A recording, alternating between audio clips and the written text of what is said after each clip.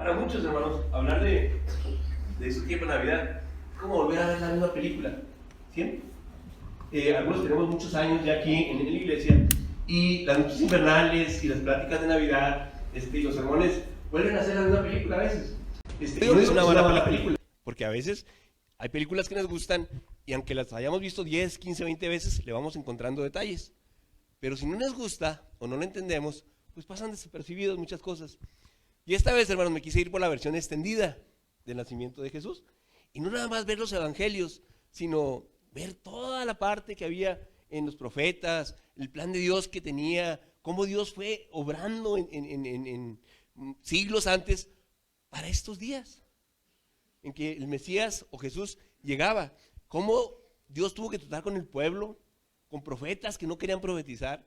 Muchas cosas, hermanos, Dios hizo tras bambalinas, que no a veces perdemos esa cuestión y lo resumimos únicamente en el nacimiento de Jesús.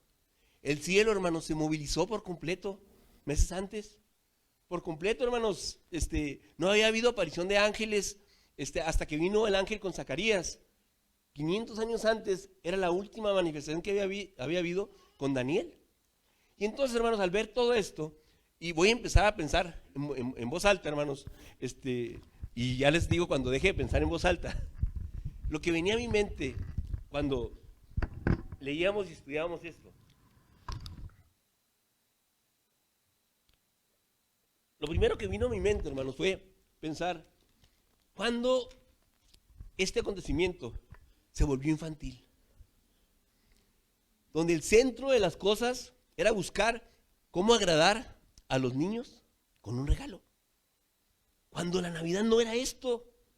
Me fui a ver qué había en la patrística, me fui a ver qué había en la historia de la iglesia, y en los inicios, hermanos, no tenían nada que ver como lo hacemos el día de hoy. Yo sé, hermanos, y no estoy en contra de esto, ni del regalo, ni las muestras de afecto, pero al ver el contexto, hermanos, de la película agrandada, dije, caray, estamos haciendo algo, ¿sí?, en las escenas escondidas que originalmente no venía en el contexto. Y dije, ¿qué pasó? ¿Dónde nos perdimos? Porque piense, ¿en qué ha ocupado más el tiempo? ¿En buscar regalos? ¿En buscar para la cena? ¿En comprar cosas para usted? O sea, como que las decimos una cosa y nuestras prácticas, aunque sean cristocéntricas y estemos pensando en el nacimiento de Jesús, lo que hacemos a veces no va acorde con lo que decimos que estamos celebrando en este tiempo. Y hay familias que dicen, no, nosotros nos acostamos tempranos porque como no hay niños, pues nos acostamos, ¿verdad? O nos desvelamos porque estuvimos esperando y y todos los niños son, y no estoy en contra de esto, hermanos, no estoy en contra de veras. Pero cuando veo la película extendida, lo leo, hermanos, y trato de verlo sin conocer el final, sino ir asimilando cómo Dios fue tratando con el hombre, cómo Dios fue enseñándole que tenía un problema, que estaba separado de él, que el hombre no podía acercarse a Dios. Y de repente empiezo a encontrarle en las escrituras que Dios empieza a preparar ese camino para que tengamos acceso libre a él. Caray, la cosa empieza a cambiar, porque empieza en mi corazón a tener un anhelo de tener un Salvador, alguien que me acerque a Dios, porque antes no podía. Acuérdense que era a través de los sacrificios. Y luego me brinco a la parte final de la película. ¿Qué pasó en esos 30 años en donde se olvidaron del Salvador? Sucede lo que nunca había acontecido en la historia de la humanidad, que viene un ángel y se revela con multitud de ángeles a los pastores. Nunca había acontecido esto, O sea, había habido una manifestación de un ángel por aquí, un ángel por allá, pero que viniera un ángel y anunciara y las multitudes celestiales se le aparecieran al hombre y el hombre lo viera, esto no había acontecido. Tan es así que le creyeron, que fueron y vieron al niño. Dios también habló a Zacarías. Cuando Jesús nació, que ya tenía 8 días de nacido, fueron al templo y llegan, se encuentran con un anciano, Zacarías, que Dios le había hablado que no iba a fallecer. Simeón, que Dios le había hablado que no iba a perecer él hasta no haber conocido al Salvador. Y ahí mismo lo recoge, lo abraza, ¿sí? y dice y profetiza. Y luego se acerca a Ana en ese momento, que también Dios le había hablado, una viuda de muchos años que dice la Biblia que ella vivía en el templo, se la pasaba en el templo, y entonces se manifiesta ahí, también profetiza. Pasa lo de Zacarías, mucha gente fue testigo cuando se le aparece el ángel y sale mudo. Y la gente dice ahí la Biblia que entendió que había tenido visión, porque duró, según dice la Biblia, 9 meses mudo, sin hablar, porque no creyó. Y ayer nos lo explicaba la pastora. Entonces mucha gente, hermanos, dentro del cuerpo sacerdotal, creyó que algo había sucedido. Y luego viene la cuestión de María. A María se le aparece el ángel y le habla que el Espíritu Santo iba a venir sobre ella. Y María no era una erudita en el aspecto bíblico. Nosotros pensamos ahorita, porque ya conocemos todo lo que puede hacer el Espíritu Santo. Pero María, el poco entendimiento que tuviera a los 16, 15, 17 años, que es más o menos la edad que calculan que tenía María, no era de un Espíritu Santo que viene a convencer de pecado, ni que te redarguya, ni te acompañe. No, era lo que podía haber leído o escuchado que había hecho con Sansón, haberle dado fuerza, con Salomón, haberle dado sabiduría. O sea, no tenía ese conocimiento que nosotros tenemos el día de hoy. Entonces ella tuvo que creer, como nos explicaban ayer, por fe. Tuvo sus dudas, pero cuando empezó a sentir en el vientre que se le abultaba, caray, la cosa cambió. El mismo José, hermanos, que dice la Biblia que quiso abandonar a María, dice que en sueños se le aparece un ángel. 3 apariciones en sueños tuvo José. El primero le dijo: no tengas miedo, tómala por esposa. La segunda vez es soñando, dice: huye, porque va a haber problemas con el niño. Y la tercera es: regresa. Entonces todos estos acontecimientos, hermanos, se pierden y la gente se olvida. Hasta 30 años después que aparece Juan el Bautista. Juan el Bautista, que también fue preparado, también Elizabeth, aunque no tuvo aparición de ángel, pues ya era una anciana. Dice ahí la Biblia, hermanos, y se me hace muy significativo esto, sobre todo para la oración. Cuando Zacarías estaba ya adentro, en el templo, que le tocaba ofrecer el incienso, es tan específico la Biblia que nos dice que estaba a la derecha el ángel que se le apareció. Lo vio, lo pudo identificar y lo pudo localizar geográficamente. Habla con él, el ángel Gabriel, porque especifica qué ángel era, y él sale y tiene que platicar con Elizabeth y hacer lo que tenían que hacer para tener un hijo. Pero ya dice que ya eran muy ancianos. Pero lo que le dice el ángel es: tu oración fue escuchada. Yo no creo, hermanos, que Zacarías y Elizabeth, a la edad que tenían, porque dice la Biblia que ya eran muy ancianos, siguieran orando por un hijo. Era una oración que se había hecho en las juventudes y que poco a poco tal vez fue menguando ese anhelo. Pero qué sorpresa que el ángel les dice: tu oración ha sido escuchada. Y a mí esto me anima, hermanos, porque hay oraciones que tenemos con mucho tiempo y cuando menos pensamos viene la respuesta. Pasó mucho tiempo, ellos tuvieron que hacer algo, ¿verdad? José no tuvo que hacer nada, simplemente aceptar. Entonces mi pensamiento, hermanos, es: ¿cuándo bajó este acontecimiento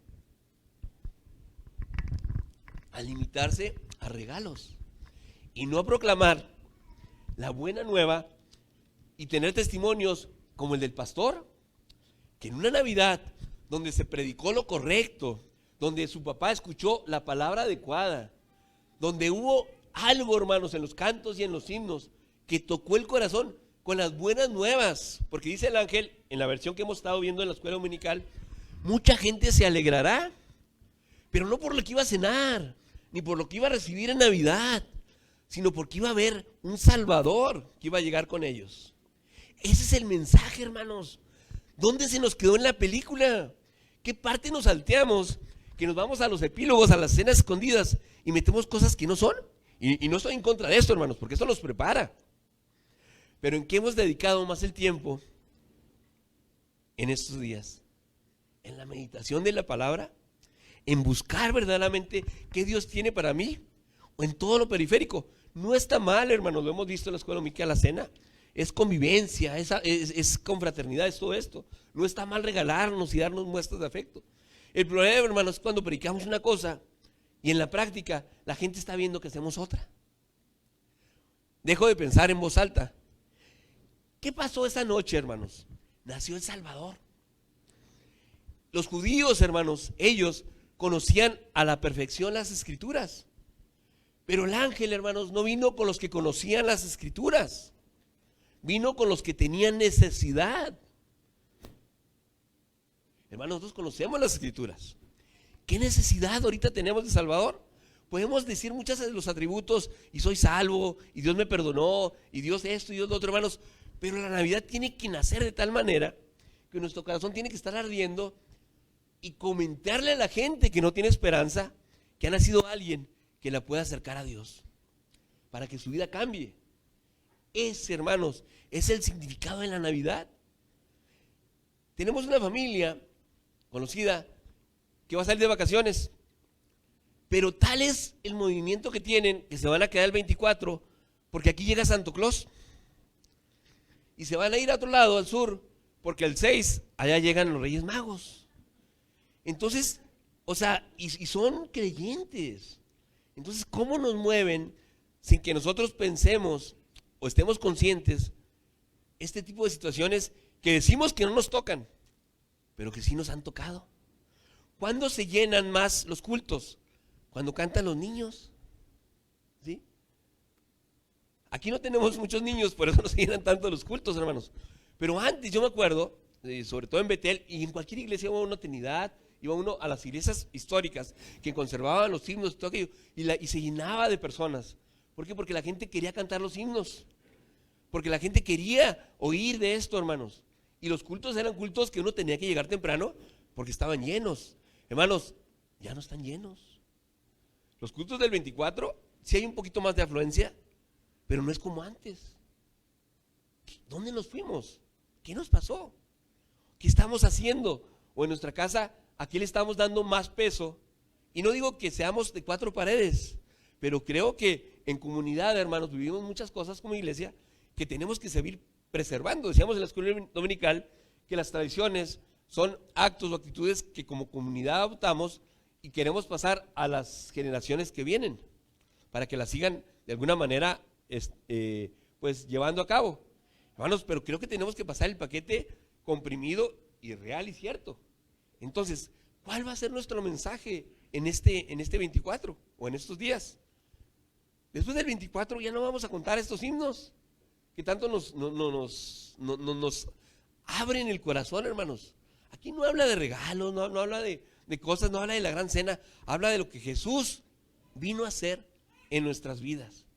Entonces, los que tenemos mucho tiempo y nos conocemos la película, hermanos, busquemos la versión extendida. Aquí viene.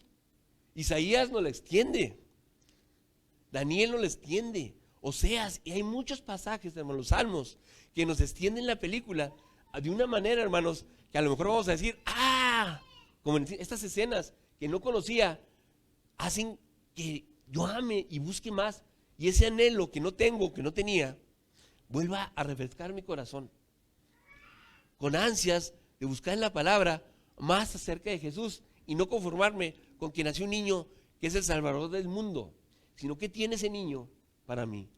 Dicen los que conocen de historia que los adornos del árbol de Navidad, las esferas y todo aquello, son los regalos que Dios nos da a nosotros. Y el regalo de la salvación y del acercamiento con Dios es el inicio.